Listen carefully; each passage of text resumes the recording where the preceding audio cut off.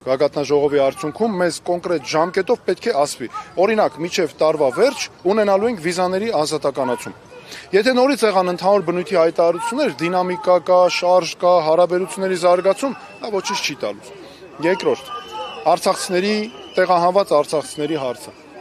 Արցախի մեր հայրենակիցները 100,000-ից ավելի մարդ տեղահանվել է Արցախից։ Եթե ընդհանուրը վերցնենք եւ 20 թվականի պատերազմը 23, 150,000 գրեթե մարդ տեղահանվել է։ Ու ինչ, սա ներկայացվում է որպես գեղեցիկ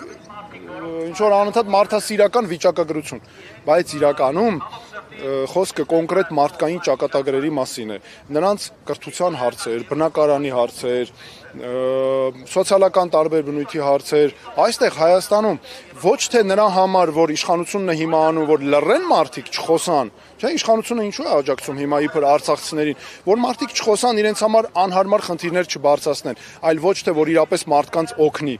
Եվ մյուս հարցը արցախցիների վերադարձը։ Այո, պետք է այս գագաթնաժողովը իմ կարծիքով ճնշում գործադրի Ադրբեջանի իշխանությունների վրա, որ երաշխավորվի անվտանգ, արժանապատիվ ու կամավոր վերադարձը մեր հայրենակիցների։